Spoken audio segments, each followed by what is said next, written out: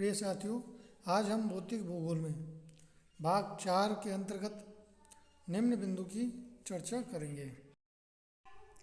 प्रमुख रूपांतरित चट्टान तथा उनका मौलिक रूप, कि कौन सा चट्टान के मौलिक रूप से उनका कौन सा रूपांतरण बनता है। तो इस बारे में हम वृहद जानकारी लेंगे और चट्टानों को सचित्र वर्णन करेंगे। सर्वप्रथम हम इस प्रकार से चूना पत्थर और डोलोमाइट जो चट्टानें होती हैं उनको लेते हैं।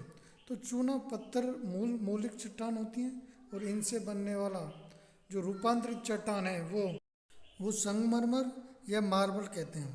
तो संगमरमर की रचना लाइमस्टोन से, ये मतलब जो चूना पत्थर होता है उससे ताप के कारण परिवर्तन होने से होती है। दबाव के कारण लाइमस्टोन सेल बड़े पैमाने पर काफ़ी गहराई तक चली जाती हैं। जब दबाव के कारण चट्टान में वर्तमान कैल्शियम कार्बोनेट तथा अन्य बारीक कण कैल्साइट के कण में बदल जाते हैं, तो ये जिनका आकार लगभग एक सा रहता है, तो एक नवीन सेल लाइमस्टोन का निर्माण होता है। तो रूपांतरण के समय अधिक तापमान के कारण लाइमस्टोन में वर्तमान में जीवावशेष नष्ट हो जाते हैं। जब मौलिक लाइमस्टोन शुद्ध होता है तो उसे बना संगमरमर भी शुद्ध सफ़ेद रंग का होता है और यह भी रवेदार होता है। तो इटली के करारा प्रदेश का संगमरमर इसका प्रमुख उदाहरण है। इसी प्रकार हम देखते हैं कि राजस्थान के मकराना का संगमरमर अधिक विख्यात है। तो मध्य प्रदेश के जबलपुर के पास नर्मदा नदी के भेड़ा घाट का निर्माण बहुरंगी संगमरमर से हुआ है। चूना पत्थर के बाद हम देखते हैं बालू का पत्थर। जो ये बालू का पत्थर होता है तो इसका रूपांतरित रूप क्या होता है। हम चित्र में साफ देख सकते हैं कि ये बालू का जो पत्थर होता है तो ये विभिन्न रंगों में पाया जाता है और इस प्रकार की आकृतियाँ होती हैं। तो इस पत्थर का जब रूपांतरण होता है तो रूपांतरण हम जानते हैं ताप और दाब के कारण ही होता है। तो इससे बनने वाली आकृति को हम क्वार्ट्जाइट कहते हैं। तो जो ये क्वार्ट्जाइट का जो निर्माण होता है वो प्राय बालू का पत्थर के रूपांतरण के फलस्वरूप होता है, जिसमें हम क्वार्ट्जाइट खनिज अधिक मात्रा में पाए जाते हैं और रूपांतरण के समय मौलिक सेल बालू का पत्थर के बीच के जो छिद्र होते हैं वो अत्यधिक दबाव और ताप के कारण सिलिका से भर जाते हैं। जिस कारण क्वार्ट्जाइट अपने मौलिक सेल बालू का पत्थर से अधिक कठोर होता है और बड़े बड़े टुकड़ों में टूटा रहता है। कुल मिलाकर क्वार्ट्जाइट सभी चट्टानों से कठोर होता है, अर्थात सबसे अधिक या जो कठोर चट्टान है ये क्वार्ट्जाइट होती है। इसके पश्चात हम सेल और अन्य जो मृणमय चट्टानें हैं उनसे बनने वाली रूपांतरित चट्टान कौन सी होगी, तो इसका अध्ययन करेंगे। इससे पहले हम इस चट्टान की प्रकृति का अध्ययन करते हैं। इसमें परतें पाई जाती हैं। जैसे चित्र में हम देख सकते हैं कि विभिन्न प्रकार की परतें होती हैं। जब इन पर दबाव और ताप अत्यधिक मात्रा में पड़ता है तो ये बदलकर स्लेट या एवं ये फ्लाइट में बदल जाती हैं। तब जो स्लेट पत्थर होता है, अभी चित्र में हम देख सकते हैं कि ताप और दाब के कारण इनमें भारी दबाव होता है और इसके कारण से ही ये स्लेट का रूप धारण करते थे। मुख्यतः हम देखते हैं स्लेट का निर्माण सेल तथा अन्य जलज अवसादी चट्टानों से क्षेत्रीय रूपांतरण के कारण होता है और इन सेलों में खनिजों के जोड़ पर टूटने का गुण होता है। परंतु स्लेट चट्टानों के टूटने की जो सतह होती है चट्टान के सनिस्तर तल होते हैं उनके समानांतर नहीं होती है, वरन दोनों सतहों में कोणिक संबंध होता है। कभी कभी अधिक अंश का कोण होता है। इस प्रकार की बनावट को स्लेट टूटने की सतह कहते हैं, अर्थात स्लेटी क्लेवेज कहते हैं। तो स्लेट में क्लीवेज की रचना चट्टान पर पड़े दबाव के कारण होती है तथा क्लीवेज की स्थिति सदैव दबाव की दिशा के समकोण पर पाई जाती है। जब दबाव की मात्रा अत्यधिक हो जाती है तो सेल में कुछ अभ्रक खनिज का आविर्भाव हो जाता है, तो इसे हम फितनाइट कहते हैं। तो ये फितनाइट होती है, ये इस प्रकार से इसका निर्माण होता है। तो अपक्षय की दृष्टि से स्लेट उतने अवरोधक नहीं होते जितना कि शिस्ट और नीच होते हैं। तो स्लेट का रंग किसी भी प्रकार का हो सकता है।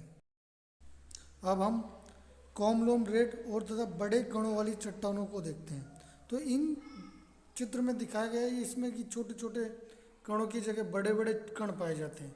तो ये बड़े कणों वाली जो चट्टान होती है तो इनमें ताप और दाब के कारण किस प्रकार की रूपांतरित चट्टानों का निर्माण होता है। तो इसमें हम बहुत ही कठोर चट्टान अर्थात उस चट्टान को हम कह सकते हैं कि नीस का निर्माण होता है। अब हम नीस के बारे में संपूर्ण जानकारी लेते हैं।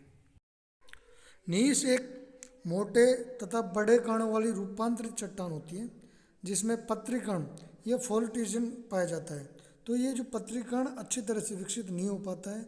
नीच का निर्माण कॉन्ग्लोमरेट तथा बड़े कणों वाले खासकर ग्रेनाइट आग्नेय शैल में रूपांतरण होने से होता है। तो नीच का प्रमुख खनिज फेल्सपार होता है। शिस्ट की अपेक्षा नीच अधिक अवरोधक शैल होती है जिस पर अपक्षय और अपरदन का प्रभाव शीघ्रता से नहीं हो पाता। शिस्ट में निर्मित भूभाग में उबड़ खाबड़ स्थल रूप की रचना होती है जबकि नीच चट्टान पर गोल आकृति वाली उबड़ खाबड़ चट्टानें नहीं मिल पाती और उसके स्थान पर जो आकृति बनती है वो इस प्रकार हम कह सकते हैं कि जो नीच चट्टानें पाई जाती हैं तो ये है एक बड़े कणों का जो वाली चट्टानें उनका रूपांतरित रूप होती है। अब हम महीन कणों वाली जो परतदार शैल तथा महीन कणों वाली आग्नेय शैल अर्थात इन दोनों के जो बेसाल्ट शैल होती है उसके बारे में अध्ययन करते हैं। हम चित्र में देख सकते हैं कि ये जो महीन चट्टानें होती हैं और मोटी जो चट्टानें होती हैं तो दोनों प्रकार की जो चट्टानें उनसे ये पत्थर बनता है, इसे हम बेसाल्ट पत्थर कहते हैं। तो इससे रूपांतरित जो शैल बनती हैं वो शिस्ट शैल बनती है अर्थात शिस्ट शैल बनती हैं। तो अब इसको हम देखते हैं कि शिस्ट शैल क्या होती है। तो इसके बारे में हम थोड़ा सा जानकारी लेते हैं। शिस्ट बारीक कणों वाली रूपांतरित शैल होती है जिसमें पोलेशियन का विकास अच्छी तरह से होता है। शिस्ट शब्द फ्रेंच भाषा के शिस्ट से बना हुआ है और जर्मन मानक भाषा का शिस्टोस से लिया गया है जिसका शाब्दिक अर्थ होता है टूटना या फटना। जब सेल पर अत्यधिक दबाव का प्रभाव पड़ता है तो वलन पड़ जाते हैं और वलन क्रिया तथा ताप संबंधित कारण जब सेल पर अत्यधिक दबाव का प्रभाव होता है तो वलन की क्रिया और ताप के कारण चीका के तत्व तथा अन्य खनिज बदलकर अभ्रक बन जाते हैं तथा शिस्ट का निर्माण हो जाता है।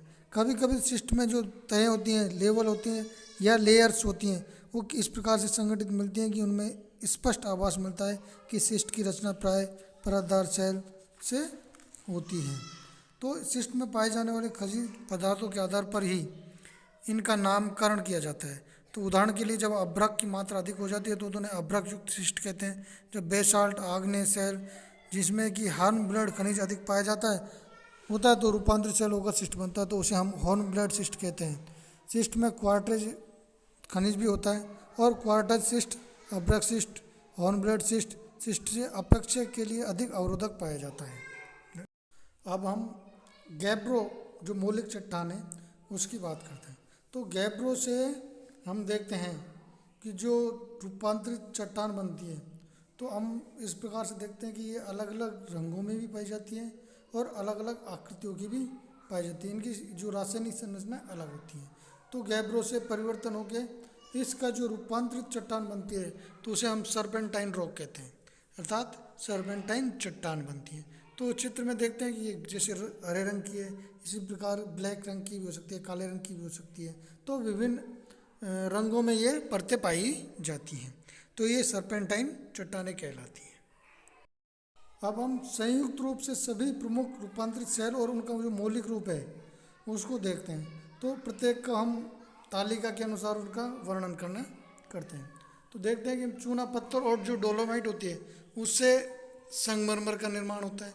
उसी प्रकार से बालू का पत्थर से होता है, उसका क्वार्टजाइट्स का होता है। शैल और अन्य जो मृणमय चट्टानें होती हैं उसके स्लेट और फिल्फलाइट का होता है।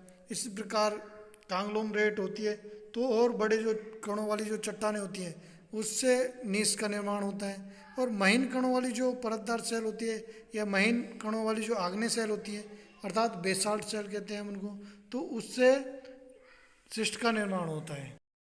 और अंत में हम देखते हैं कि जो ग्रेवो चट्टानें होती हैं उनसे हम सर्पेंटाइन का निर्माण करते हैं। तो पहले भी हमने सभी चट्टानों को चित्रों सहित देखा है और उनका किस रूप में बदलती है तो ये हमने वर्णन किया है।